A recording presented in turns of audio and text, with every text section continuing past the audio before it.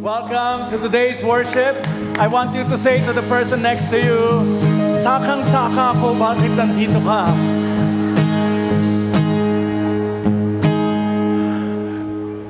Let's have a minute mingle muna. Let's all stand and just greet everyone. Try to high five 10 people. Get to know some of them, all right?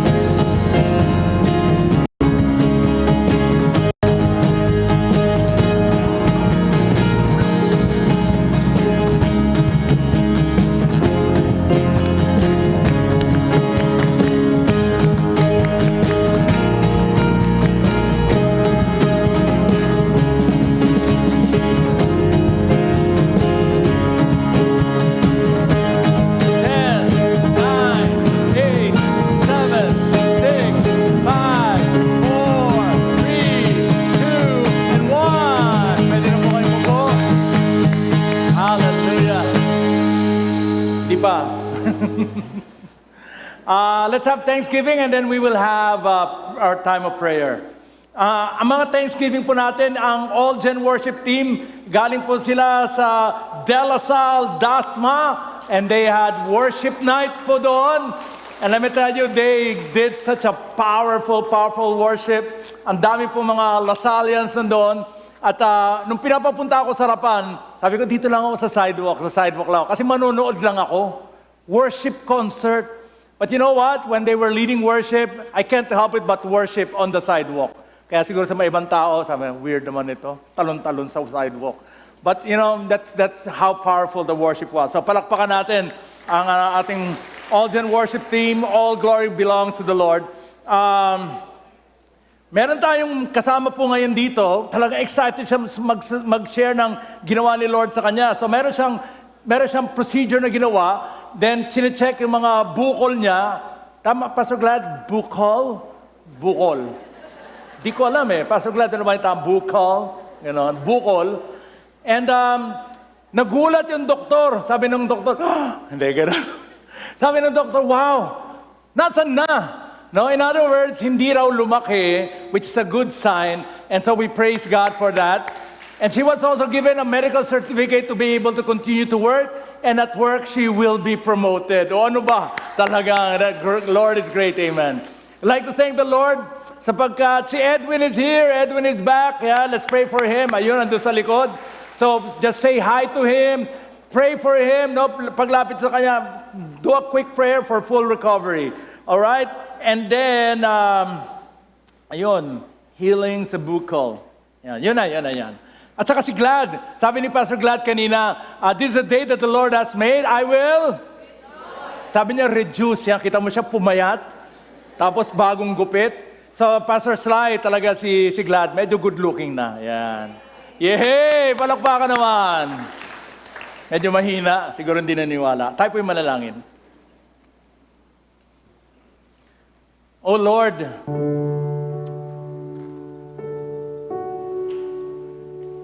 we come before you, Lord. Nagpapasalamat kami na kung hindi dahil sa inyo, wala kami dito. Kung hindi dahil sa inyo, hindi kami gigising ngayong umaga.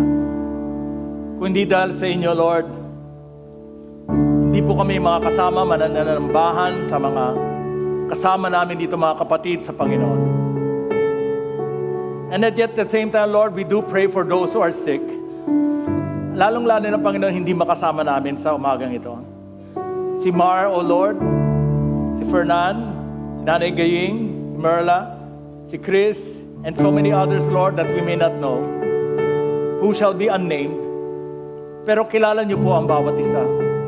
At hindi lang po, Panginoon, kilala ninyo sila. Alam niyo po ang lahat ng tungkol sa kanila. We pray for healing, Lord. We also pray for strength and peace and joy sa lahat ng mga nag-aalaga, sa mga may karamdaman, sapagkat alam po namin na napakahirap rin ito. We pray for your provision. We pray, Lord, for everything, Lord, that's bothering us right now.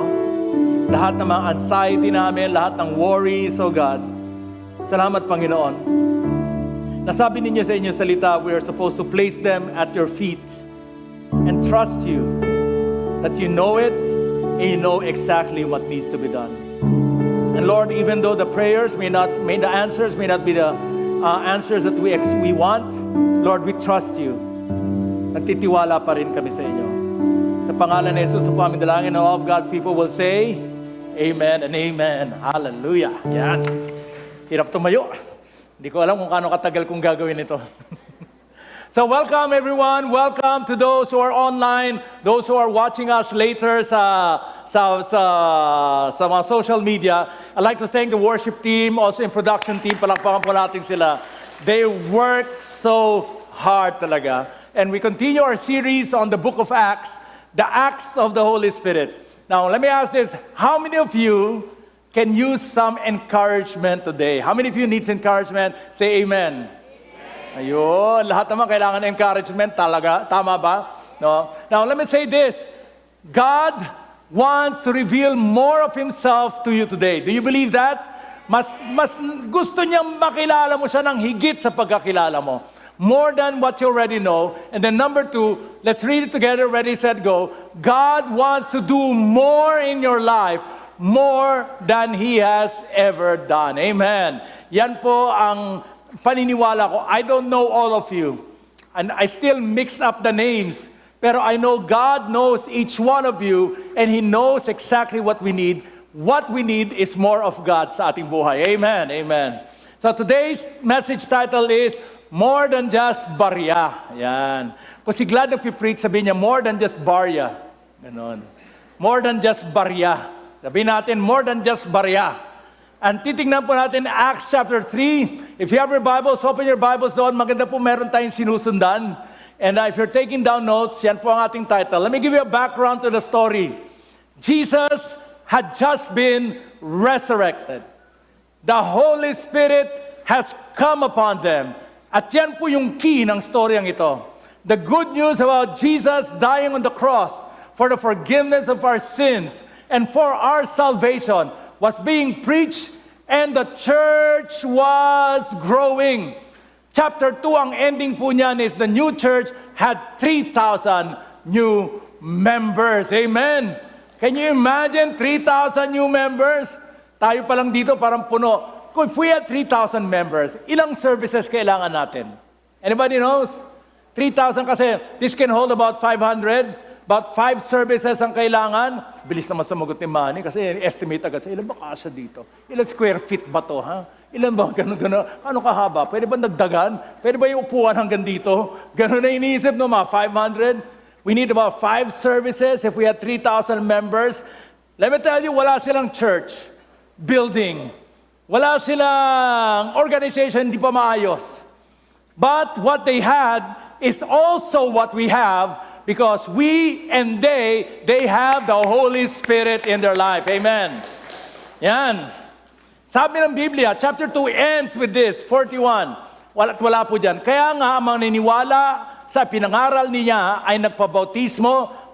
Gusto ko sa inyong isip, bilangin yung mga action verbs, action words dito, okay? Ang naniwala, action.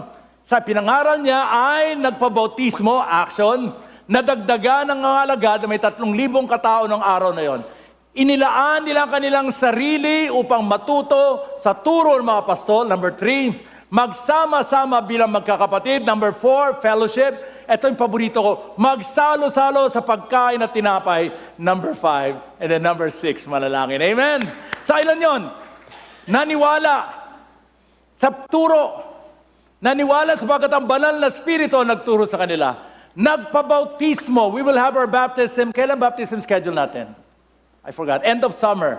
So if you have not been baptism, we do it not for our salvation, but in obedience sa sinasabi ng Panginoon na tayo magpabautismo. So sign up lang kayo sa likod if you want to be baptized. Natuto mula sa apostol, nagsama-sama bilang magkakapatid, nagkainan at nanalangin.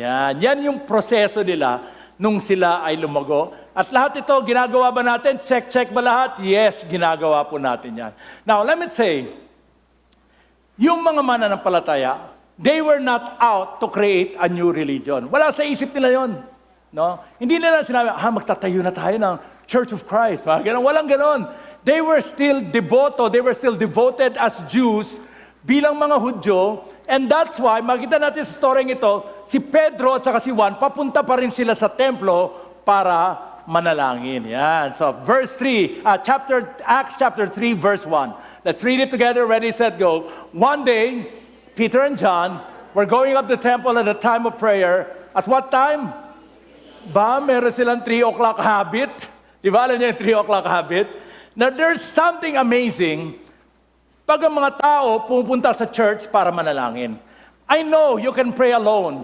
I know you can pray with your family. But there's something amazing on a Thursday night pag ang mga tao ay nandito. By the way, praise God sa ating prayer meeting. Parang rumadami kami ng konti. Yan. So, praise God sa lahat na nakaka-attend. But there's something exciting. Pag pupunta ka ng simbahan, at alam kong Panginoon is everywhere, but the church, not the building, but the people, and it excites me to go to church. Siyempre, pastor ka eh. No, meron mga pastor, ayaw nila punta na simbahan. Ako, nandun na naman yung mga tao, sakit ng ulo. Ay, yun na naman, gano'n. No? Pero I love going to church. I'm excited to go to church. And you know why I love to go to church? Alam kong may gagawin ng Panginoon kung tayo ay sama-sama. Amen? Meron siyang ginagawa na mag-isa ka, pero meron siyang ginagawa pag tayo ay sama-sama. Maaring na meron silang revelation, bagong lakas, bagong kakayahan na inihanda sa atin para sa susunod na linggo. At kung merong makilala sa Panginoon, sabi ko sa inyo, pag merong kahit na isa lang dito ang makakilala kay Jesus bilang Panginoon tagapagligtas, the Bible says the heavens are party. Yan. Kaya kanina, parang Zumba kanina, napagod ako dun ha. Talaga, no? Pero let me tell you, sabi ng Biblia, the angels are rejoicing over one soul na nanumbalik sa Panginoon. That's why I worship the way I worship. I'm so excited talaga to see the Lord at work. And let me tell you, sometimes nakalimutan natin. Ang ginagawa natin sa simbahan is very spiritual. On one side, there is God. On one side, there are His angels. There are also the believers. On the other side, there is Satan. No? Hindi naman dito. No? Nasa tamang side naman tayo. Tayo nasa tamang daan. Yan. At nasa gitna ay mga hindi nakakilala sa Panginoon. And there's a spiritual tug of war. Kung sino ang makukuha. Kung siya ba ay mapupunta sa side ng Panginoon. And that is the work that we do as a church.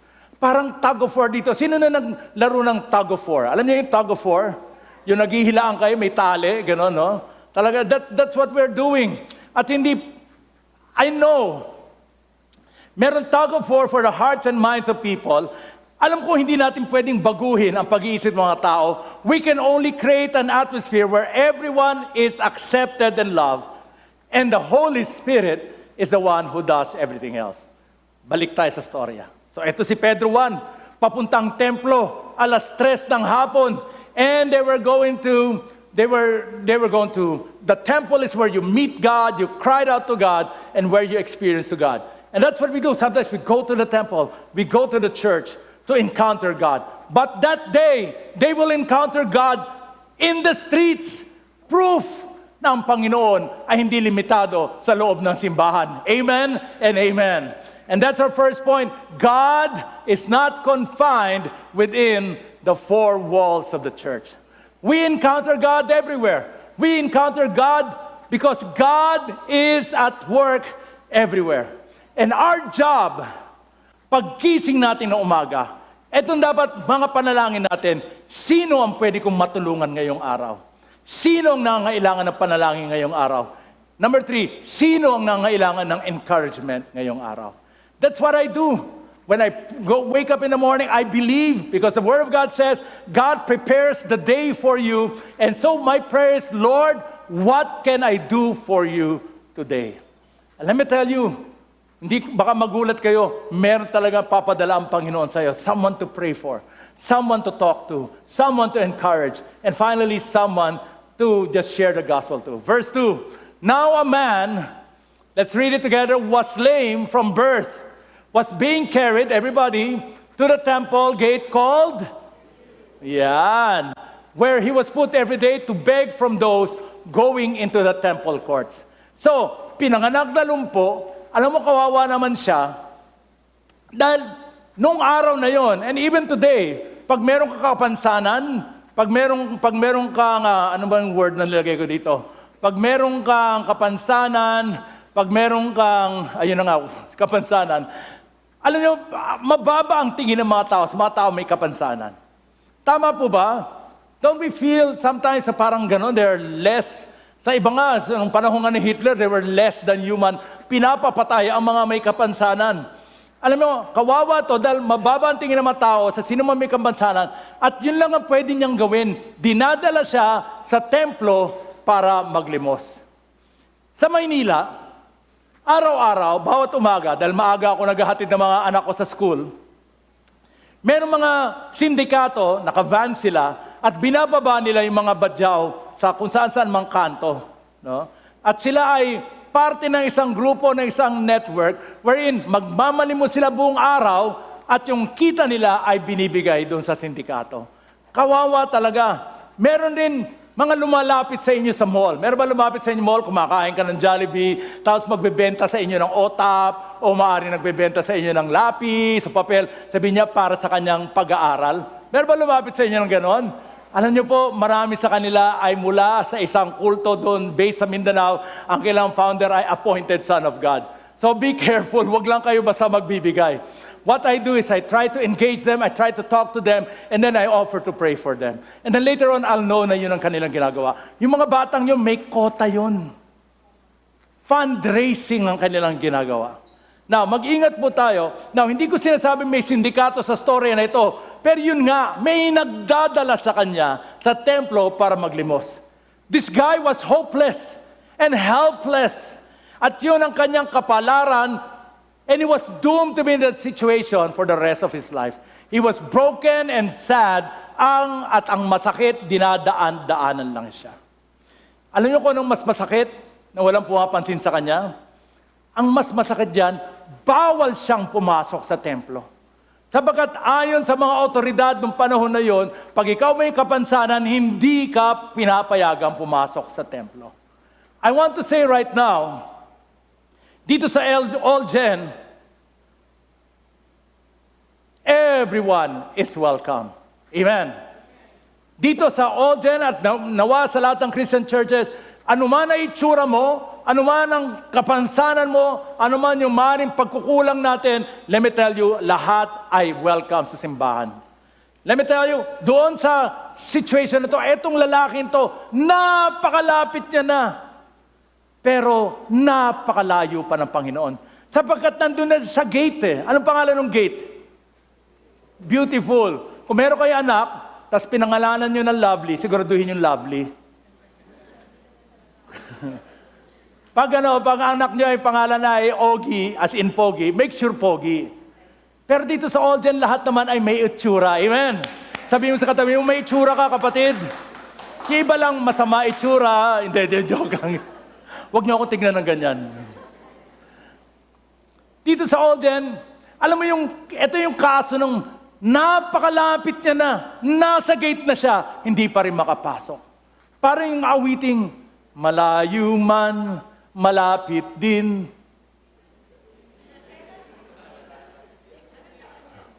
Eh, kunyari si Mano, ano yun? Hindi ko alam yun. Oh. Alam niyo yun eh. Mga matatanda, alam natin yun eh. Ayun. Di ko pa rin. O yun, si Rubila nakakalam. Dear, wag mong bistuhin ang sarili mo. Yan. Dito sa Olgen, we don't care about your looks. We don't care about your status. Yung natapos mo sa pag-aaral. Yung income mo. When we say everyone welcome, we mean it.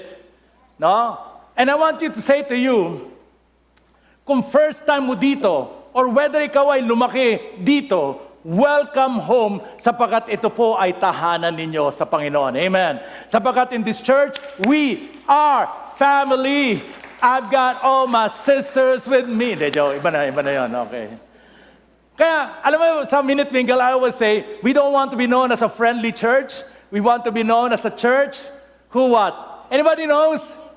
Who makes friends, di ba? Pero gusto kong baguhin yon. We are not a church who wants to be friendly. We want to bring people back into His family. Amen. Yan. Anyway, tingnan natin. What do you expect when you come to church? Really, totoo lang. Tayo lang. What do you expect pagpunta ka sa simbahan? Do you expect at least to be inspired? Maybe refreshed dahil ang gulo-gulo ng buhay ko. Or maybe magkaroon ng bagong lakas. They expect na meron kang bagong pag-iisip tungkol sa Panginoon and wisdom so you can be better at life. They expect to be, ang ganda ng kantahan. At least parang na-entertain. Maybe have a few laughs. Maybe shed a few tears. Or do you expect to encounter God? An encounter that will change your life. Or to help someone encounter God that will change his or her life.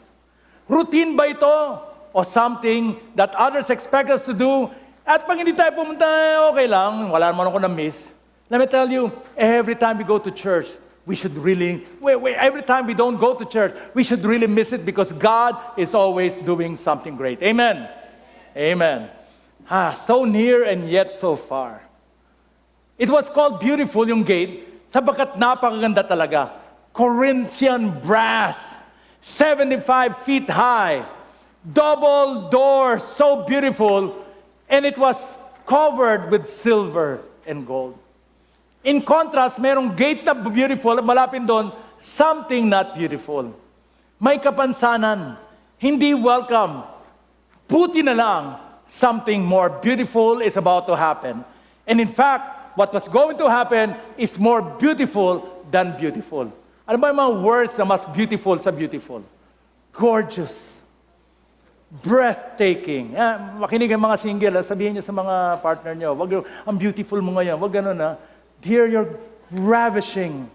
Yan. Ano pa ba? You're radiant. Ano pa ba? Alluring. Ano pa ba?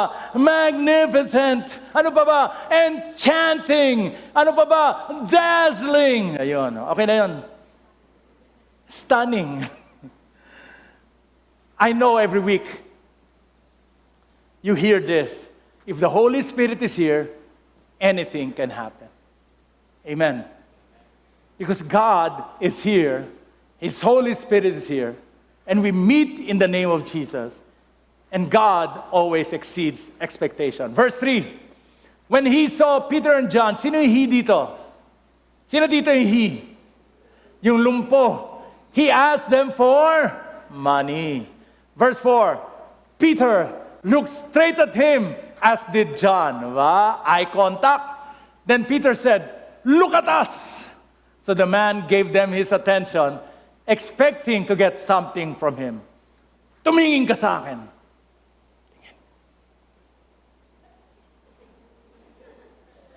Diba? Hindi tumitingin eh. Hindi tumitingin yung pulubi. You see, this poor guy has never looked at anyone in the eye.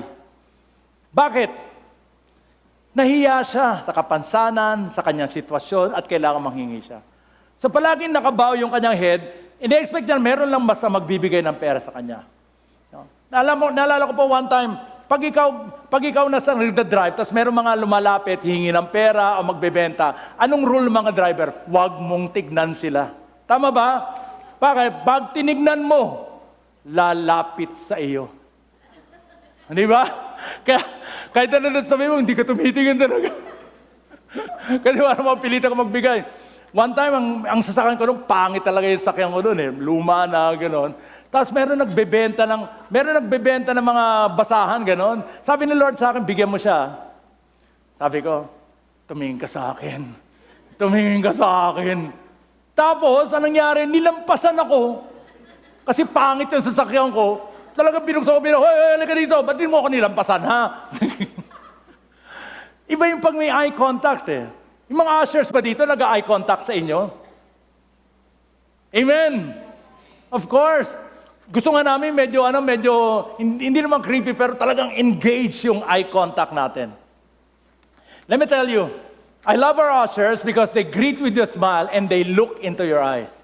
When we meet you for the first time, we want to look at you eye to eye because we want you to know you are welcome. We notice you, and believe it or not, God knows you. So verse number 2 point, second point. Let's read it together. Ready, set, go. You are not unknown. You are not invincible. You are seen. Sabi mo sa katabi niyo yan, you are not unknown. You are not invincible. You are seen. Amen. Amen. God is looking at you right now. He's saying, I know you. At kung minsan parang nandun ka lang sa tabi, nagtatago ka, ayaw mo mapansin, pinapansin ka ng Panginoon. And He's saying to you, I created you, therefore I know you. And more than that, I have a plan for your life. Amen. Alam niya ang ating nakaraan. Alam niya ang ating mga kasalanan. Alam niya yung ating mga iniiyakan. Alam niya yung ating pinagdadaanan. Alam niya ang ating kapansanan. It may not be a physical kapansanan, it may be emotions, or maybe sa ating pag-iisip, but I want you to know this. God sees you, He loves you, He really cares for you, and He can do something about it. And that is the God that we serve. Amen. You are not unknown. You are not a number. Hindi ka si hoy. Hindi ka si psst. Hindi ka rin si, sino ba yun? Hindi ka yun. God knows you by name. Isaiah 43 says, but now, O Jacob, listen to the Lord who's created you. O Israel, the one who formed you says, do not be afraid, for I have what? Ransomed you. I have called you by name. You are mine. Amen! Kasi ako minsan nakakalimutan ko eh. Kaya pag sinabi ko, hi girl, ibig sabihin nakalimutan ko. Dude, pag sinabi ko gano'n, ibig sabihin nakalimutan ko yung pangalan nyo. And you need to remind me, sapagkat ako po ay, dahil ako po yung nakakatanda na, sige, bali na lang. Okay. So, God knows you. I have called you by your name. Sabi niya, more than that, you are mine. Sabi niya, akin ka. Sabi mo sa katabi ka, sa Kanya ka. Sabi mo sa katabi mo, sa Kanya. Baka sabi mo, akin ka. Hindi. Sa Kanya ka. But wait! There's more. Verse 2. He knows this about you. When you go through deep waters, I will be with you.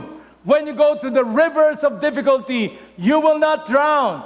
When you walk through the fire of oppression, you will not be burned up, and the flames will not consume you. And all God's people will say, Amen. Alam niyang may pagdadaanan ka, alam niyang may kahirapan sa buhay, pero kasama niya ikaw at hindi niya hahayaan na tayo ay mawala at masira. Amen. Hawak ka ni Lord. Jesus has your back. And because the Holy Spirit in you, let me repeat that. Because the Holy Spirit is in you. Thank you, Lord. That means the Lord is in you. All of the authority of the heavens, all of the power of the Holy Spirit is in you, and you are able to avail of it. And all God's people will say, Amen. And whatever it is that you're expecting from God, I guarantee you, yung in-expect mo will always be lower than who God really is. Because God is always greater than what we expect. He exceeds expectation. In fact, this guy looked at Peter and John, gave him his attention, and the Bible says, expecting to get something from them. Ano yung expecting niya? Anybody?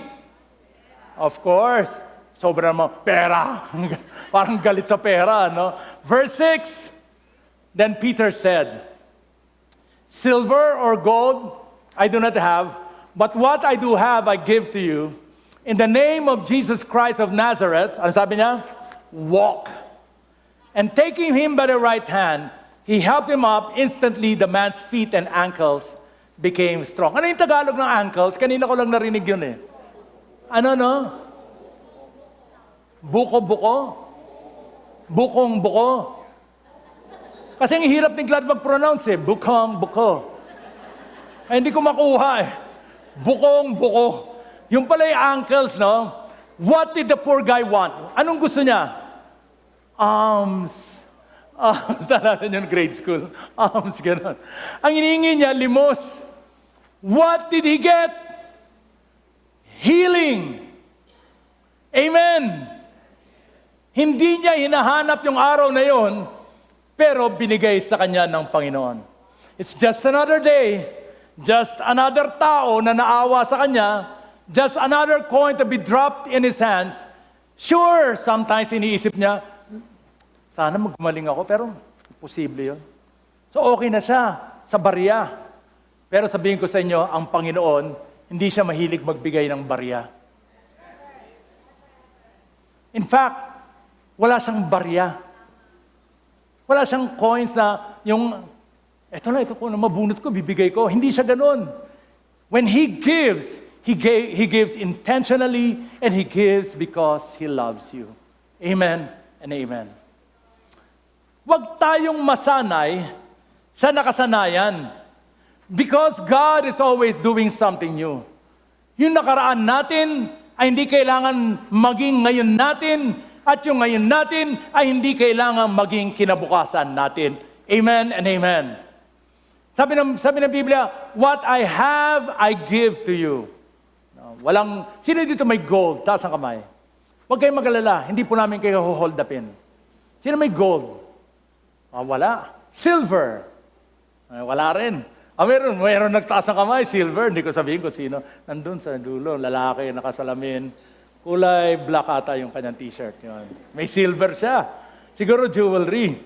Pero sabi ni Pablo, sabi ni Peter, wala sila nun. Because the truth is, you cannot give what you don't have. Tama po ba? That's so basic.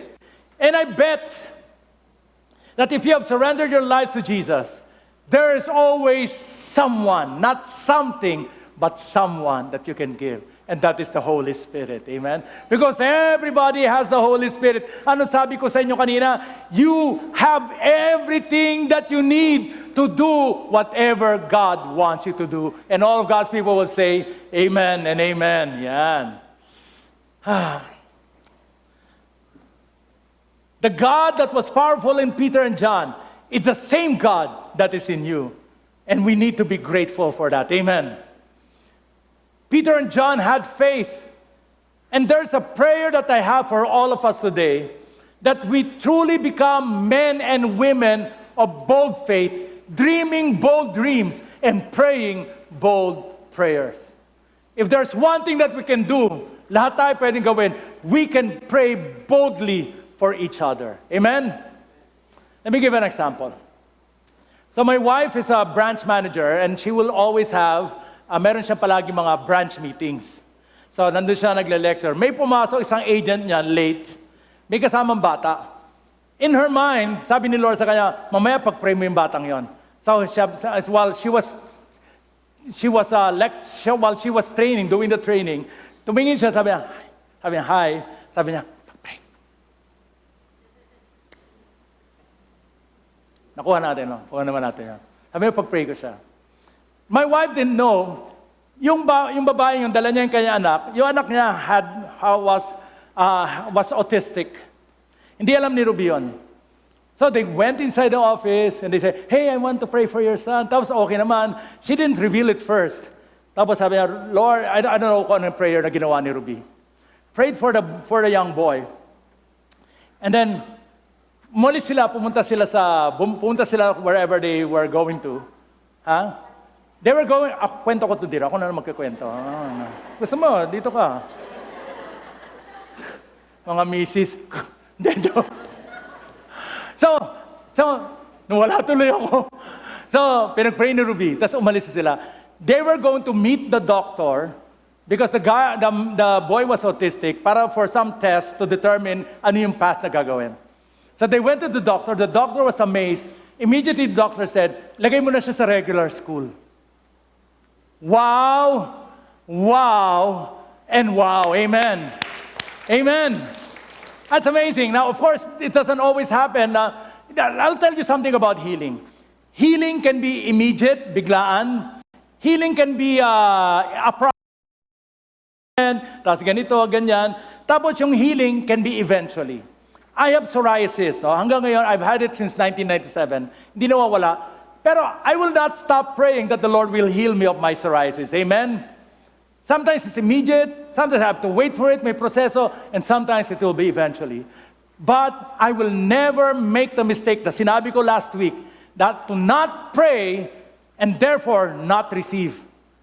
I'm going to pray even though I don't receive because God is wanting me to pray in faith. Amen? Merong mga katulad ni Glad. Gusto kong pumayat. Tapos biglang pumayat siya. Ano bang ginagawa mo, Glad? Hindi, nagkasakit siya. Ganon. Ay, nako. Let me tell you, this was last year, I was fetching Ruby from the airport. Kasama niya yung mother ng autistic na bata. We were going home, ihatid na namin sila sa BGC. Tapos, tumawag yung anak niya, this young boy who was autistic. Sabi niya, hi mom, nandito ka na. Yan, ganyan. Sabi ng mother niya, nandito si Pastor Garvey, gusto mong kausapin. So binigay sa akin yung phone, I was talking to him. Sabi niya, Pastor Garvey, can I see your car? So ginanon ko yung kotse, gano'n. That's a nice car. I see your dashboard? Pinakita ko yung dashboard. Sabi niya, it's analog. Minata pa, no? Sabi ko, I'm sorry, that's all I can afford. You know, Pastor Garvey, bring it to the house and I can fix it and make it digital. I was crying and the mother was nodding her head, yes, he can do that. Ganun siya, mahilig sa ganyan eh. I was crying because normally I will not be talking to that child. Normally we have nothing to talk about. Normally, wala naman talaga kaming dapat pag-uusapan. But that day I was talking to him. And I know that it was God who healed him. Because our God is a God who does more than what we expect. Amen, amen, and amen. All because God said to Ruby, pray for that boy, and she boldly prayed that prayer. Mamaya po, punta lahat tayo kay Edwin, pag-pray natin, immediate Lord, immediate healing. Talaga, let's all just go to Him, not just greet Him, pray Him. Kung meron kayong kilala may sakit, puntahan natin, may sakit. It doesn't matter kung the Lord will heal immediately, or a process, or eventually. All that matters is that we are obedient to the Lord to pray for those who are sick. Amen. Verse 7, taking him by the right hand, He helped him up. And instantly, ito na nga yung mga biglaan, no? The man's feet and ankles became strong. Napansin nyo, hindi lang siya nanalangin, tinuro, sige nga, testing nga natin kung makakatayo ka, antindi. Yun ang matapang. Tama ba? I remember the first time I prayed for someone na yung anak niya sabi niya, Pastor, pag-pray mo yung anak ko. Yung nanay ko. Recently na bulag siya at saka nabulag siya. Hindi siya makarinig. Bigla siya naging bingi. Sabi niya, bagong Kristiyano ako, gusto ko i-share yung gospel sa kanya. Hindi siya marunong magbasa. So hindi ko alam kung paano ko i-share si Jesus sa kanya. Sabi ko, sige, pag-pray natin. Pray ako. Siyempre, dahil hindi ako sigurado sa prayer, pinahaba ko na lang. O Panginoon na nasa langit, at may hawak ng lupa sa gabing ito kung saan madilim at pumapatak-patak ang haba ng panalangin kasi mahirap na paano kung walang nangyari. Tapos sabi ko, Lord, hindi ko na mapigil. Lord, in Jesus' name, heal. Tapos sabi ko, Amen. Sabi ng matanda, Amen. Sabi ko, Ma'am, narinig niyo ako? Opo, kailan? Nung simula pa lang. Amen! Amen. Now, we are not saying that we are healers. God can heal instantly, and God can use me. Let me tell you this, God can use you. Amen. God can use anyone. And we should be a church that boldly prays for people. Hallelujah. He jumped to his feet. He began to walk. And then he went with them to the temple courts, walking and jumping and praising God. Amen. Nung una talagang, simula bata, hindi ka makatayo. Tapos ngayon, naglalakad ka no. Yung kanina, ang pangit na sayaw niya, ganun. Anong klaseng sayaw yun? Ganun. Tapos hindi lang yun, walking, and then, hindi ko gagawin. And they were leaping, and what was he doing? He was praising God. Hallelujah, amen, and amen. So meron po akong mga operations sa likod. I was almost paralyzed.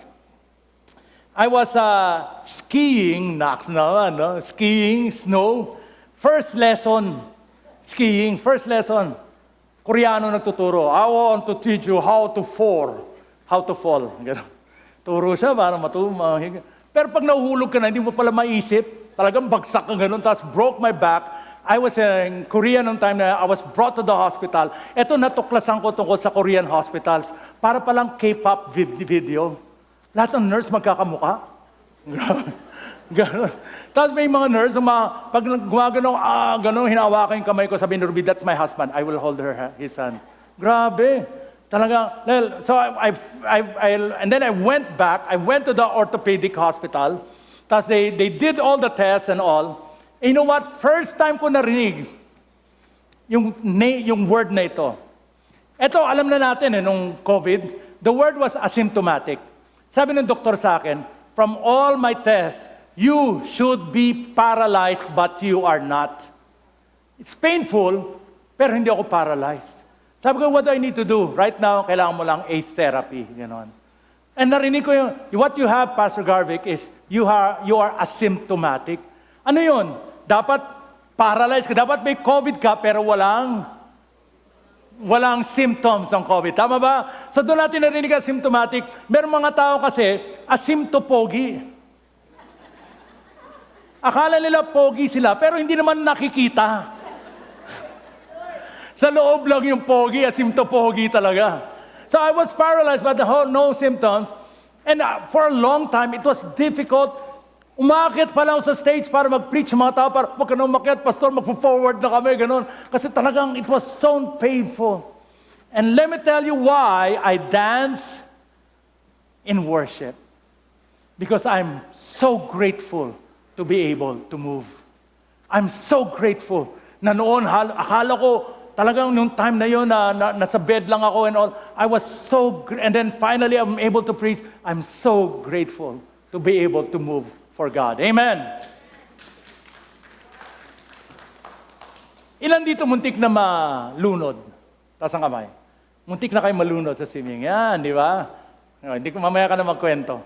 So muntik na ako malunod, no? Sa isang river sa up north. Pinulikat ako, tapos talagang lumulubog na ako. Tapos, alam mo, hindi ka lubog, gano'n. Tapos dami mo na nainom. At least parang Milo kasi putikan Gano'n. Pero let me tell you, nung ako sinaklolo ako, do you know how much I appreciate breathing? Yung paghinga na sa atin ay parang normal lang, nung malulunod ka ay napakahalaga pala. And that's why when I sing, I praise God. I give my all to God. I'm just so happy to belong to God. I don't deserve it, by the grace of God, He calls me His son. You see, I may not be lame, but I was dead, but now I am alive in Christ. I may not be lame, maaaring di ako lumpo, pero ako'y nakasakadiliman at ngayon ako'y nasa liwanag by the grace of God. That is why I celebrate. And for a long time, I thought that was it sa aking buhay. But then this church called me. And because God has placed me here, let me tell you, anuman ang nangyari sa aking nakaraan, I know God wants me here. And hopefully, all of God's people will say, ay, buti na lang. Baka wala mag-amen, 9, when all the people saw him walking and praising God, they recognized him as the same man who used to be sitting and begging at a temple called Beautiful, and they were filled with wonder and amazement at what had happened to him. The guy could not walk, pero ngayon nakakasayaw. You know what's amazing? There are those who are right here saying, sinasabi ninyo, Good for him. Cripple. At ngayon nakakatayo muli. Let me tell you, once we were lost, now we are found. Once we were in darkness, now we are in the light. Once we had no future, but God has given us a future. Once we were paralyzed by sin, paralyzed by our past. Let me change that. We were dead in sin, and now we are alive in Christ. And I am never going to take that for granted. Hindi ko babaliwalain, hindi ko isasawalang bahala yung regalo na ito. Anong regalo? Ang buhay na walang hanggan na binigay ni Kristo para sa akin. While the man held on to Peter and John, all the people were astonished. Everybody say, astonished. Yung talagang manghang-mangha. Came running to them. Try to imagine mga tao nagtatakbuhan dahil nakita nila yung dating lumpo ngayon ay naglalakad at sumasayaw pa. When Peter saw this, he said to them, "Fellow Israelites, why does this surprise you? Bakit kayo nakatitig sa akin as if aming kalakasan, lakas o aming godliness that we had made this person walk?" I'm thanking God for Peter and John. Pwede naman nila tanggapin yung papuri eh. Pero hindi nila tinanggap sapagkat alam nila galing sa Panginoon. Ano man ang gawin natin, lahat na nagawa natin na kamangha-mangha, ibigay natin ang papuri sa Panginoon. Amen. Naalala ko nung eleksyon, merong mga ganito. No? Minsan nagda-drive ka, merong ganyan, merong greeting na malaki. Well, congratulations, Attorney Paulo, Eric, Bonoan. Di ba? May mga ganyan sa mga barangay. Tapos yung picture na nag-greet, mas malaki ba doon sa picture ng binabate? Kapal. Nandiyan ba yung pangalan? Burahin na. Tanggalin na natin yan. Okay, no? Yung nagbuwabate, mas malaki ba yung picture niya? Gusto niya talaga sa kanya yung papuri. Let me tell you, sa atin, we have no space in our hearts to receive praise. Only God can receive all the praise, glory, and honor. And all of God's people will say amen. Which brings us to the last point. Everything we do should point to Jesus. Jesus gets all the glory. Whatever we do, whatever gains, let the glory go to Jesus. What a miracle. But wait. Kala natin healing nang ito. Nako. Peter starts to preach. Tells them about how Jesus healed this man. How Jesus is more than a healer. More than what we expect. And all the preaching was in fact offensive sa mga religious leaders.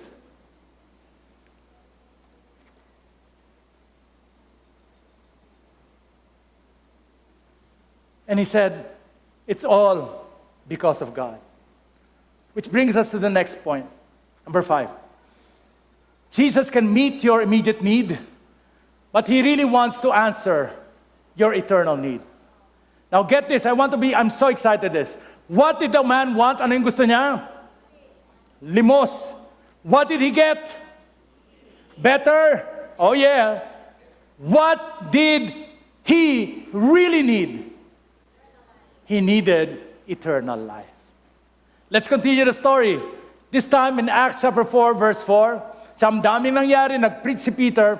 Acts chapter 4, verse 4. But many who heard the message, what? Believed. And the number of men who believed grew to about 5,000. And all of God's people will say, Amen. Amen. One person got healed. The message was given. We want to be a healing church, but more than that, we want to be a church that brings people back to God. Everything that we do, yung basketball tournament, para sa basketball lang ba yan? Hindi, para makakilala ang Panginoon ng mga taong naglalaro. Yung ating Vacation Bible School, para sa mga bata lang ba yan? Hindi, para ang mga tao makakilala sa Panginoon. Every Saturday, si Pastor Vic and his team goes everywhere para lang magpakita si Pastor Vic na siya ay gwapo according to his wife? No. Para saan? Para makilala ng mga tao ang Panginoong Hesukristo. Amen.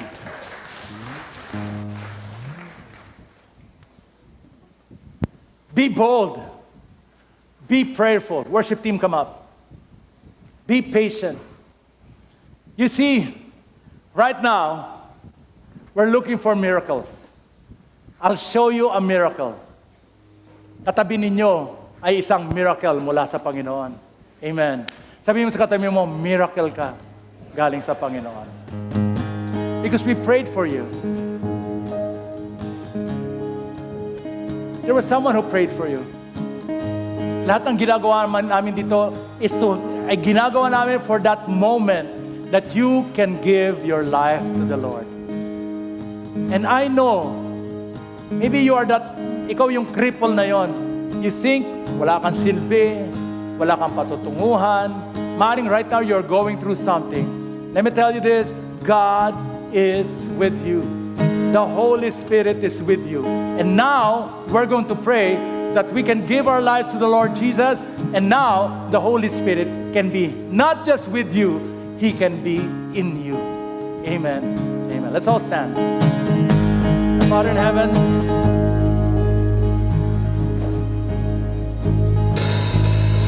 thank you, Lord, that we can be excited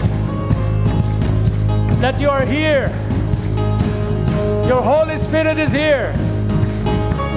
At anuman ang pagkapilay namin, saan man kami, pwede nyo kaming tawagin mula sa aming depression, mula sa aming kalungkutan, mula sa aming pagdududa. Tawagin nyo kami upang makasama ninyo sa inyong kaliwanagan. And all of God's people will say, Amen and Amen.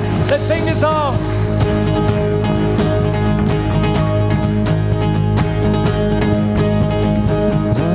Into the night, wanting a place to hide this weary soul.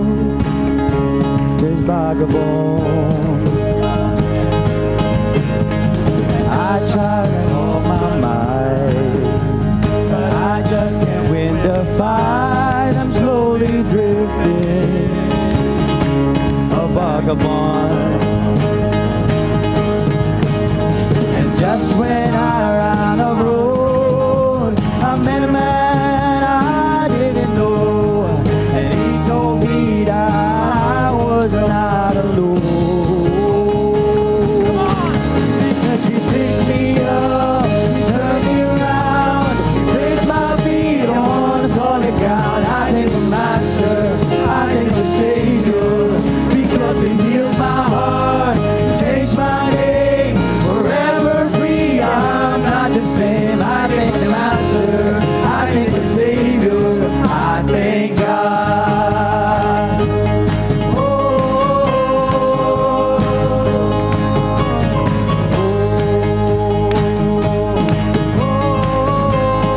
We sing hell lost, another one. I am free, I am free, I am free. Hell lost another one. I am free, I am free, I am free. Hell lost another one. I am free, I am free, oh I am free. Hell lost another one. I am free, oh I am free. Because he picked me up, he turned me around, he raised my feet on the solid ground. I thank the Master, I thank the Savior, because he healed my heart, he changed my name, forever free. I'm not the same. I thank the Master and I thank the Savior, because he picked me up, he turned me around, he raised my feet on the solid ground. I thank the Master, I thank the Savior, because he healed my heart, changed my name, forever free. I'm not the same. I thank the Master, I thank the Savior, I thank God. Oh, and I thank God. Oh, I thank God. Hallelujah. Lord, we thank you. Salamat, Panginoon. Kung hindi dahil sa inyo, wala kami dito ngayon. And never there may be those na you have not given your life to the Lord. You can follow me in this prayer. Lord, today, I give my life to you. Forgive me of my sins. I want to be a part of your eternal family. And for those who are here, you're going through something. Lord, lift us up. Take us by the hand. Help plant our feet on solid ground. And that solid ground is named Jesus. Salamat, Panginoon. In Jesus' name we pray. Amen and amen. God bless you. Thanks, man.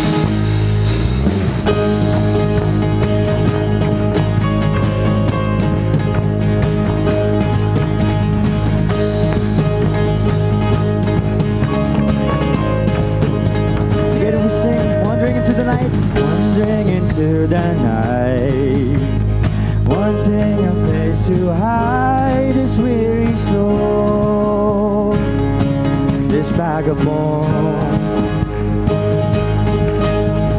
I try with all my might, but I just can't win the fight. Only drifting, a vagabond. And just when I run a road, I met a man I didn't know, and he told me that I was not alone.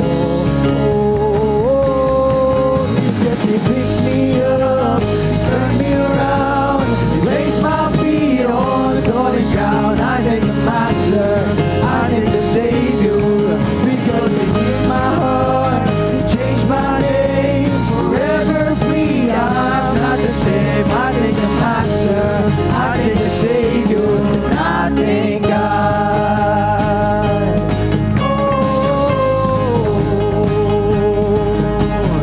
Oh, lost another one.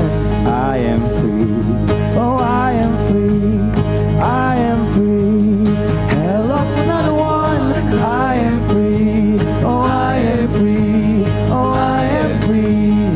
Hell lost another one. I am free. Oh, I am free. Oh, I am free. Hell lost another one. I am free. I am free. Oh, I am free because he picked me up. He turned me around. He placed my feet on solid ground. I thank the Master. I thank the Savior because he healed my heart. He changed my name. Forever free. I'm not the same. I thank the Master. I thank the Savior because he picked me up. He turned me around. He placed my feet on solid ground. I thank the Master. I thank the Savior because he healed my heart. He changed my name. Forever free. I'm not the same. I thank the Master. I thank the Savior, and I thank God. Oh, and I thank God. Oh, and I thank God. Isang mapagpalang umaga po muli sa atin.